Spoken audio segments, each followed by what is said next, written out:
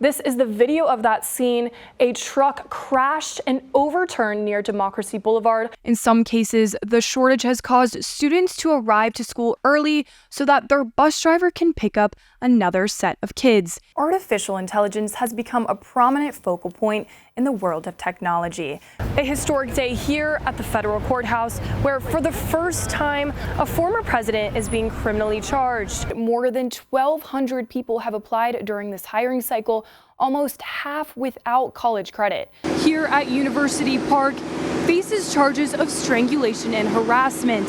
Turned into an ugly confrontation, but last night, it was surprisingly smooth. This is his third indictment in 4 months, but this case is different. We begin this morning with breaking news: a serious accident involving an ambulance. The White House will host 80 legislators from 41 different states. Just moments ago, Commanders, players, and coaches left this very field from their first practice, and they tell us they are so excited. I mean, guys, look at these new bleachers. They're yelling "all aboard" in Bellefonte again, something you don't normally see in first-degree murder cases. It's become so bad that one young mom thinks the only solution is to leave while enjoying some delicious food. This all began over the weekend as the militant group Hamas launched a massive attack that caught Israel off guard. The next day, Israel declared war, and it began its counterattack in the latest escalation between these bitter enemies. I had the chance to talk with a terrorism expert, a history professor, and a Penn State student who grew up in Gaza about all the violence. You can smell death everywhere. Thousands of dead bodies, thousands of scared families. Israel and Hamas are now in a full-fledged war. Penn State grad student Haneen Shath grew up in Gaza and still has family there. She claims the attack on Israel was self-defense after years of suffering. As a Palestinian of Gaza, I can tell you that growing up in Gaza means that you are growing up in a prison that you cannot escape at all. Shath is having trouble talking with her siblings because communications are down, but she says they are alive. I myself is still struggling with the trauma of losing one of my brothers in 2018, who was killed by the Israeli occupation. My brother was a civilian. He did nothing to Israel. His only crime was that he's a Palestinian. The Hamas attack came as a shock to many, including those who have studied this conflict for years. It was pretty surprising for people who study terrorism and watch terrorism. The attack was pretty massive. It was a complex, coordinated attack, which is pretty atypical for terrorist attacks. Others aren't surprised at all. I was not surprised that the Palestinian has the motivation to take such a revengeful action. I know how people suffer there and how they feel helpless. It's a bitter dispute dating back to Israel's 1948 formation. What we see here is the explosion of that. Well, it was clearly the product of a long planned assault that involved enormous numbers of teams of militants. And it's likely to be a long fight. I'm not optimistic for the future because I do not see that the Israeli government is reacting in a way that will change the path. In order for there to be peace, there has to be a partner for peace. You have to have an opponent that is interested in wanting to have peace with you. And that's sort of difficult with Hamas. I mean, Hamas is an armed political movement. In the U.S., protests are popping up across the country supporting both sides. But emotions are running high and the roots of the conflict are deep. Unfortunately, in order to understand what's going on, it is not enough to just follow the news. You have to learn history. The U.S. State Department says at least 11 Americans are among those dead from the attacks. Meantime, key Pennsylvania lawmakers are reacting to the attacks on their social media. Governor Josh Shapiro posted, quote, "Our family has shared many special moments in Israel, and our hearts break for those living in this horror now." Senator Bob Casey said, quote, "The United States must stand with Israel and its right to self-defense."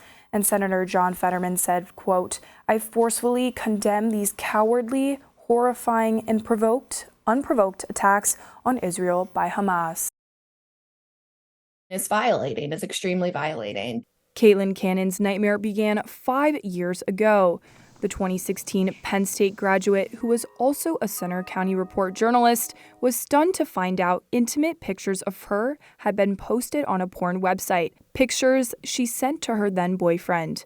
It was definitely, a shock at first. Something that you choose to express with one person should not be something that anybody can find. The nude pictures included her first name, last initial of her last name, and even the New Jersey town where she lived. Now I'm walking around when I'm in my hometown of New Jersey, wondering how many people that I'm passing in the street saw me naked. Then came shock number 2. An investigation traced the IP address from the posted photos to Cannon's former high school math teacher, Christopher Doyle. It is still unknown how Doyle obtained the images. Cannon filed a lawsuit against Doyle, and just last month, a jury found that he had disseminated photos of her online and awarded her $10,000 for invasion of privacy. It doesn't really close a chapter for me because I'm still worrying about where my photos may still be and who might still have access to them. Studies have shown most so-called revenge porn victims are women. Cannon experienced mental health problems, got strange emails, and her parents got phone calls from strangers. She advises others to be very careful, track all communication, and screenshot everything. So what's next for Cannon? I know you said you're a therapist. Is that kind of go align with, kind of what happened to you in your situation? Yeah.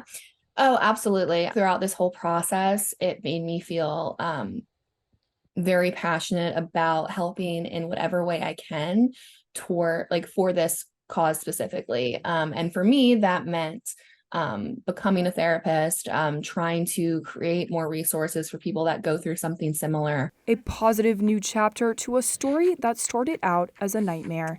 I'm Olivia Jean for the Center County Report. A historic day here at the federal courthouse where for the first time a former president is being criminally charged. Behind me you can see media, protesters, and a large police presence.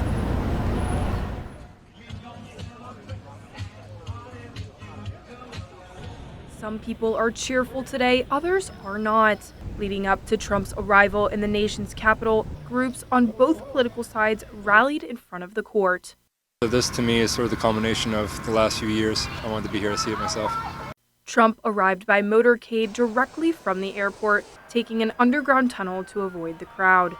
The former president is being criminally charged for his efforts to overturn the 2020 election and the attack on the Capitol. As described in the indictment, it was fueled by lies.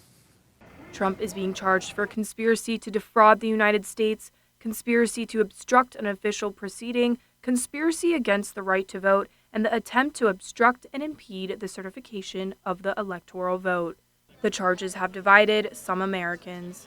This federal government has been weaponized against the American people. I fear that we're not going to be a free America. If we can't hold someone who has the most power in the country accountable for what they do, especially in a democracy, then what are we, Trump pleaded not guilty to all 4 felonies. He responded strongly following his arraignment. When you look at what's happening, this is a persecution of a political opponent. This was never supposed to happen in America.